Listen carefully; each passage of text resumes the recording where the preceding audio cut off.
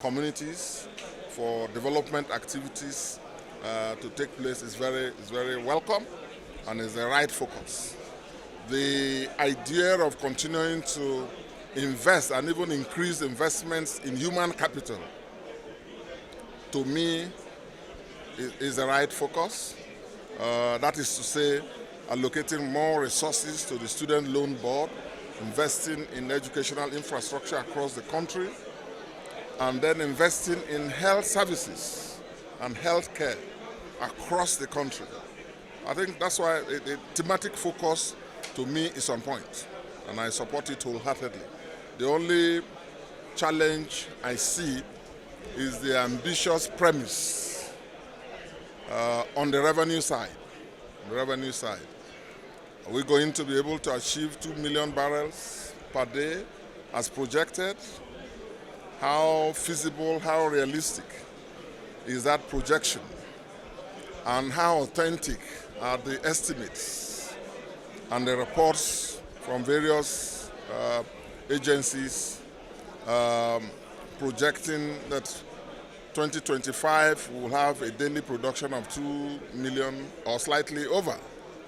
I have my doubts as someone from that area who is quite deeply entrenched. But that's the official report. So it's quite optimistic. There's nothing wrong about optimism. I think it's good that a budget is looking up and not looking down. It's better to deal with an optimistic budget estimate than a pessimistic one. So we wish our country well.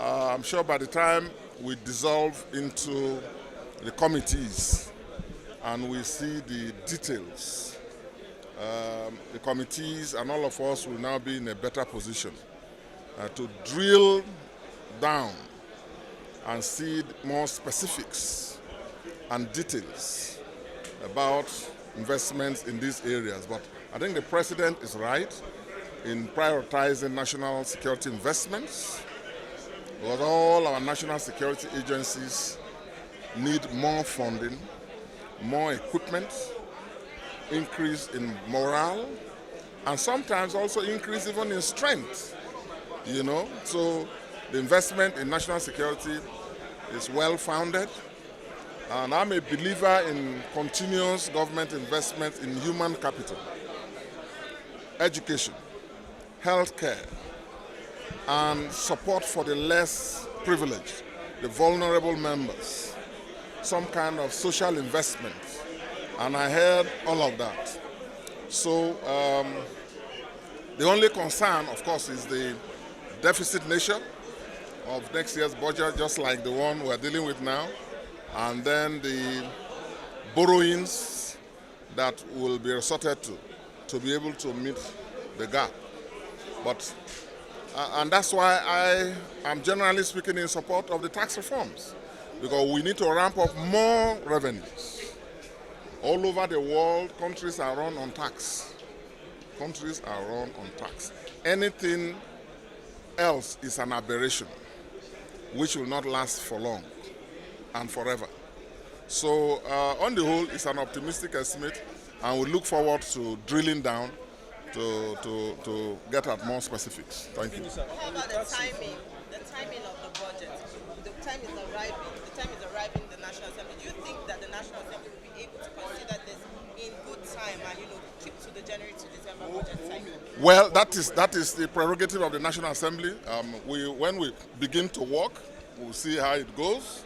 But I think January is a good date. It's a good month. Early February, for me. It's not the fault of the National Assembly that we are receiving the budget this late. So, but let's see how it goes. It's still within the time frame. On the tax reform, sir, the Senate President and the Speaker of House of Representatives has just told us that the National Assembly is in consultation with governors. Do you think we are in consultation amongst ourselves even? I'm a member of the 10-man Senate Committee, and we are talking amongst ourselves. And my position, as you know, has been generally in support, in general principle, of the need for a tax reform, a comprehensive tax reform. Do I agree with every single provision or section? No. Do we need to tweak a few things? Do we need to dot some I's, cross some T's? Certainly. That's the work of Parliament. That's what I've been saying all over. So that will take place. As for consultations, I don't know about consultations with the executive, but I know that there are discussions and consultations amongst ourselves, among various senators and, if you like, tendencies and people who have different perspectives. We are talking amongst ourselves. And that's the duty of a legislator, okay? That's what we do in Parliament. It's called lobbying. Thank you. Thank you very much.